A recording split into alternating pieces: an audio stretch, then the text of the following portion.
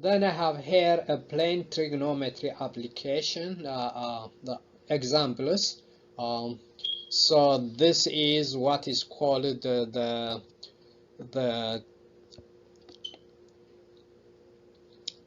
cosine effect, that is between the radar reading and the actual speed. So when cars are traveling at some speed, then the radar is going to read at some angle, then that reading is going to be less than the actual reading by cosine theta. So theta is cosine theta is between -1 and 1. So when theta is 0 degree, then cosine theta is 1, then the reading is going to be equal to the actual reading. But any other angle will be less. So for example, if you have this two automobiles, they are traveling at the same speed, 75 miles per hour, 75 miles per hour. Then the police points the gun, the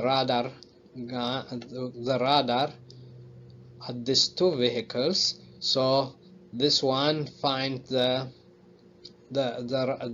radar reads for this is at 25 degree angle, and it reads for this one at 15 degree angle.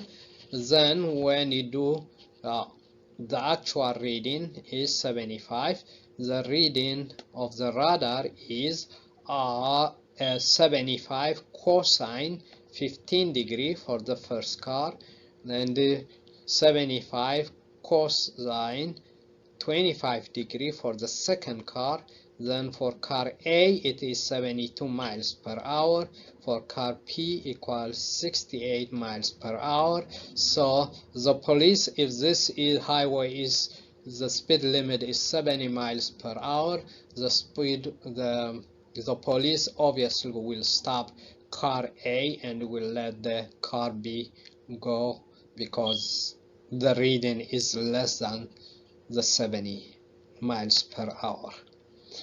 Okay, although both of them are speeding at the same, they have the same speed. Okay, then I have here angular and linear speed of Earth is when it is revolving on its axis is for every 24 hours, where the radius of the Earth is 6,400 kilometers. So find the angular speed. The angular speed is omega, which is theta over t, which is 2 pi over t is 24 times 60 minutes. So this is pi over 720 radian per minute. Then if you multiply this 60 times 60, this will be per second, which is 2 pi over 43,200 radian per second.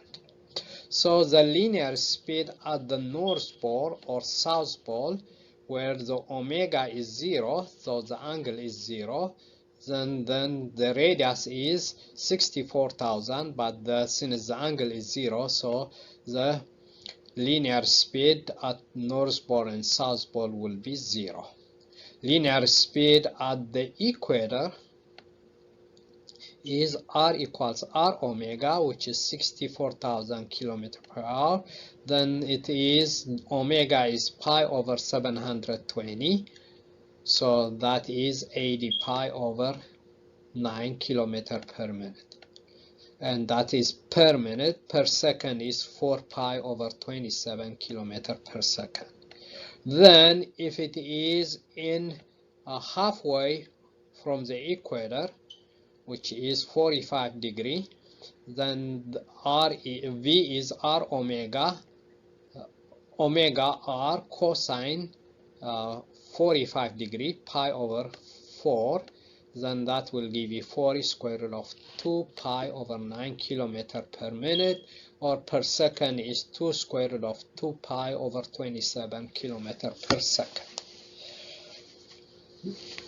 Then I have here an example of solving a trigonometric equation 2 sec x plus 1 equals sec x plus 3. And when you solve this equation, you will end up with x equals pi over 3 and the x equals 5 pi over 3. When you solve minus 2 sine squared x equals 3 sine x plus 1, so this will give you at x equals 7 pi over 6, 3 pi over 2, and 11 pi over 6. So this is in a radian. Then in degrees, if you solve 6 squared theta plus times tan theta equals 2 tan theta, then when you solve this, as this is theta is 0 degree, 45 degree, 135 degree, 180 degree, 225 degree, and 315. When you solve tan theta plus 1 equals square root of 3 plus square root of 3 cotan theta, then those are the angles are here 60 degree, 135 degree, 240 degree, and 315 degree. Then here I have sketching a graph translation. So the original graph is y equals 3 sine half x. Then when you shift this up vertically by 3, then you shift it. Also, you have a horizontal shift, which is at x equals pi, shifted to the right by pi. Then this is the graph. So the way you find this is, first you find the amplitude. The amplitude is simply 3, and the vertical shift or shrink, there is no the vertical shift is 3. Then the period, you find the period. The period is bx, which is half x, and that is equal to 2 pi. One complete cycle is 2 pi. That means x equals 4 pi is the period. Then the phase shift is, they said 1 half x minus pi over 2 equal to 0. Then this will end up x equals pi, so that is shifted to the right by pi. Then the one complete cycle is between 0 and 2 pi, and that is half x minus pi over 2. So that is add pi over 2 to all sides, so it's pi over 2 half x less 5 over 2, so that is 1 over 2x is between this. Then multiply everything by 2, then x is between pi and 5 pi. So to sketch the graph, then 1 over 2x minus pi over 2 is between 0 and 2 pi. Then x is between pi and 5 pi. Then to find the values of y is 3 plus 3 sine half x minus pi over 2. So we know the value of this. We simply plug those numbers here. So that is 3 plus 3 sine 0. So this whole thing is 0. You plug 0 here, so sine of 0 is 0. So that is 3 plus 0, which is 3. Then you plug pi over 2 here, which is sine of pi over 2 is 1. So this is 3 times 1 is 3. 3 plus 3 is 6. Sine of pi is 0. So that is 3. Then sine of 3 pi over 2. 3 pi over 2 is minus 1. Sine of that is minus 1. So that is 3 times minus 1 is minus 3. 3 minus 3 is 0. Then at 2 pi it is again 3. So this is a graph. So this graph is shifted up, is sine curve shifted up by 3, which is the x-axis is here shifted up by 3, and also is shifted to the right by pi. So here it is pi. Here is this is 2 pi. That means this is pi. Okay. Then here I have also the finding 2 minus 2i squared of 3, this is complex number, to the power of 4.